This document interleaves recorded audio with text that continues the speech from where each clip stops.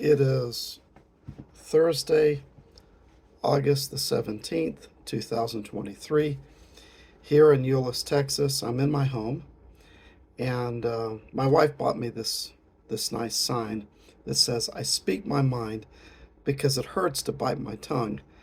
And it's at the point now where it does hurt to bite your tongue because so much is happening that you feel compelled to speak about. So, that's where I'm at this point. I turned 60 in May, and it's gotten me to thinking about the bookends of my life. Now, the truth is that a lot happened before I was born, but what amazes me the most is all the things that have happened since I was born. I was born on May 12th, 1963. In fact, this month is also the 60th anniversary, August 28th, of Dr. Martin Luther King's I Have a Dream speech that he gave at the Lincoln Memorial. That was when I was 3 months old. In November, at the end of November, will be the 60th anniversary of John F. Kennedy's assassination. I was 6 months old. 68, in April, around April, May, you had the assassination of Dr. King in Memphis, and then the assassination of Robert Kennedy. I had not yet turned 5. To say the least, a lot of things have happened just in the course of my short lifetime. And so I've had an opportunity to see a lot of things, experience a lot of things, live through a lot of history. And I know that we've gone through some very difficult times. The late 60s was pretty wild too. I even remember, being with my parents in 1969, not able to go outside of a hotel in Washington, D.C., because there were people setting off bombs in front of the hotel. And so, I know we've had some tense times in this nation's history. However, I've got to say this in all honesty. I've never been through more unsettling times than the ones I'm living through right now. And that says a lot because America has gone through a lot in the last 60 years. From the Merrill boat lift in 1980, and I was there because I was living in Miami when Castro unloaded his prisons and sent people off in boats to Miami. I remember the drug culture in the 70s. I remember the Cold War. I remember being afraid that any day a nuclear war could break out between the United States and what was then the Soviet Union. So, I've seen quite a bit actually in my short lifetime. But the things that I'm seeing now, I find unsettling because I'm not sure that we're going to be able to move past them easily.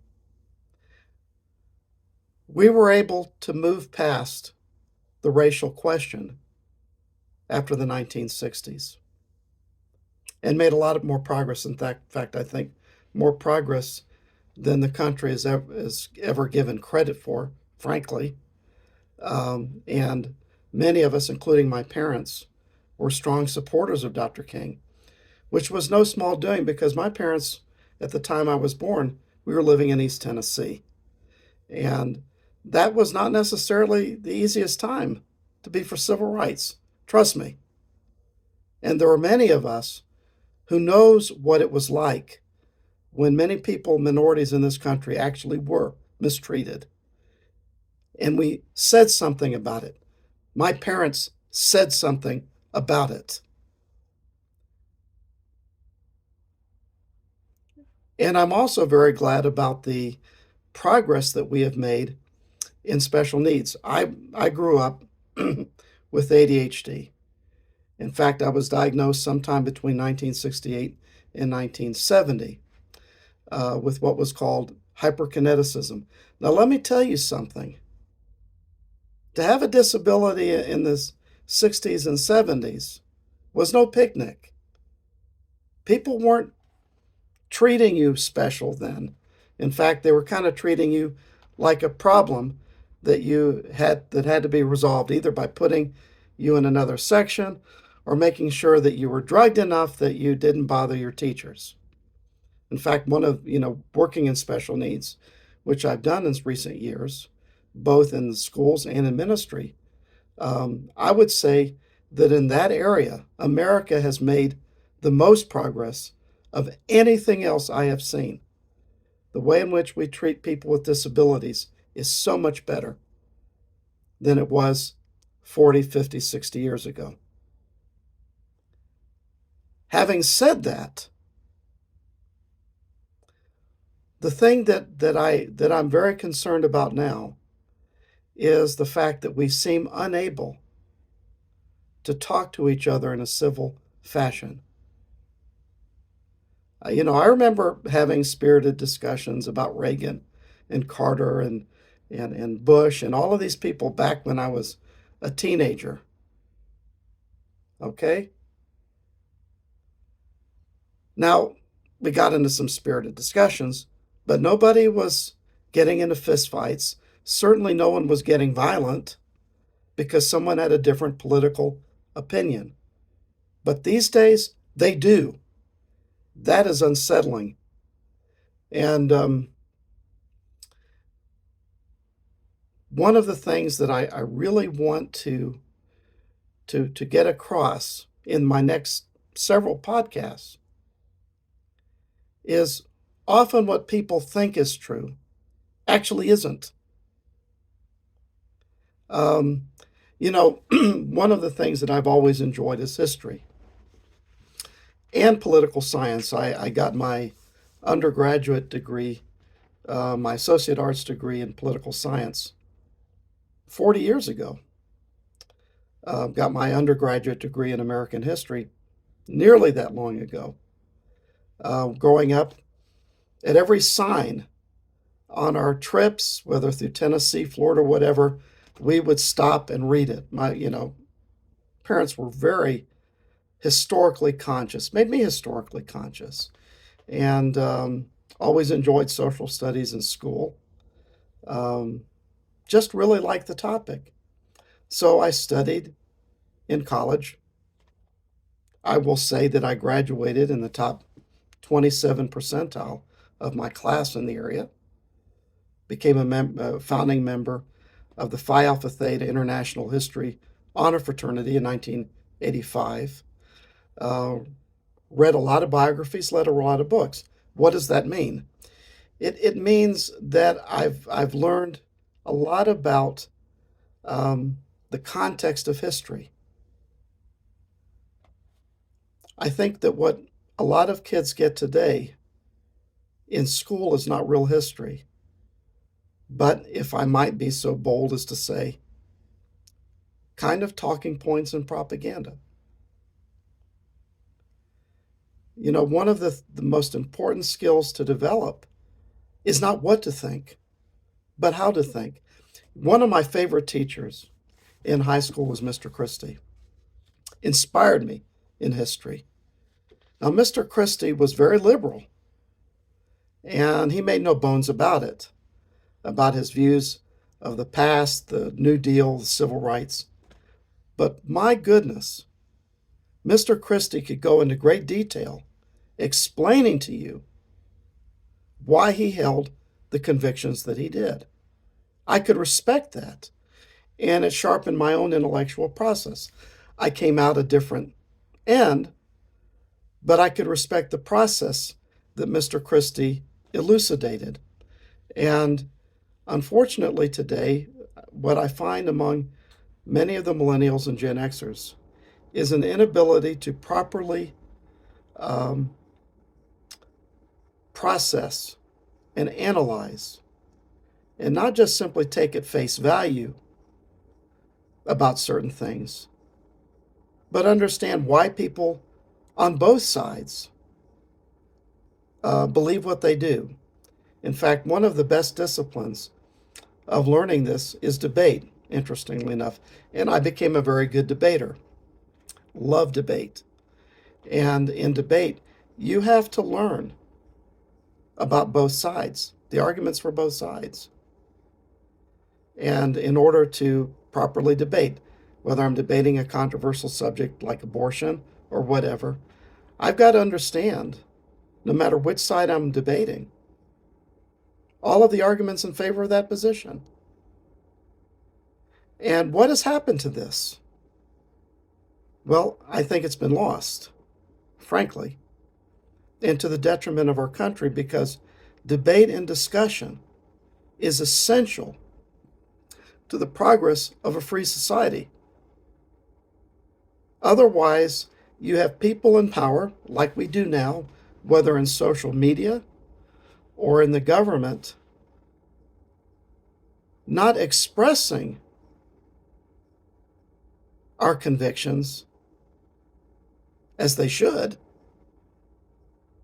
but telling us what our convictions should be. Well, frankly, that's upside down. They're not there to rule us and to tell us what to think. They're there to serve us and express our own concerns and convictions. And that is upside down in America right now. With the COVID, I had no problem with people getting information, consulting with their doctor, wearing a mask if they felt that that was the proper thing to do. But the coercive aspects of it were obviously very bad, because despite any counter information, we were told all to wear masks and to shut up and obey. And the psychological damage this did to many children in school is incalculable, particularly having to be at home, online, computer. As a parent of an adopted child, I can tell you it did psychological damage. But we weren't even allowed to have a proper debate or discussion about what maybe were the best ways to cope with that viral crisis, because we had a bureaucracy headed up by Mr. Fauci, not engaged in a dialogue or a discussion with the public about some of the best options, but basically like a fiat dictator, telling us what we had to do. It's not how a free society is supposed to function, folks. Now, I could go on this soapbox, and I will talk about different things, but what's on my mind and my heart, frankly, is the fact that I'm very concerned about the future of this nation. Seriously concerned. More concerned than I've ever been in my entire 60 years of living. Because I really am concerned about the capacity of the American people, particularly the emerging generations, and their capacity to think, their capacity to analyze, their capacity to understand things in a broader historical context. Many of the things that we've experienced are not new. There have been many autocratic regimes throughout history. I just never thought the United States was going to be one of them. And so, if we want to become a free society again, one under the Constitution, and that's a whole other ball of wax that I would really like to talk about, then we need to start thinking deeply, very deeply, about who we have been as a people and who we still want to be. Because the whole American experiment might just get lost. And I say this not as one who wants to see that happen, but one who laments that it could very well happen. So, if you forgive my ramble, I'm going to talk about different things. I'm going to talk about the Constitution as it relates to religion. I've done a lot of study on that. The Constitution as it relates to immigration. I've studied that too. Um, the Constitution as it relates to foreign policy. Right, I've studied that, and right now I'm also studying that in an excellent course on the history of U.S. foreign policy with an online institution called Hillsdale College. Folks, we've got a lot of work to do as a country. And if we don't do that important work, and I'm talking about the work up here, our children and grandchildren and great grandchildren are not going to live in the free society that we have enjoyed. And you know what? That would be a real shame. Well, I will continue on in the next segments every week. Next week, what I'm going to talk about is the relationship between religion and the Constitution and the founding of the United States. Because, quite frankly, I think there's a lot of confusion about that. So, until we meet again, thank you for watching me, and God bless.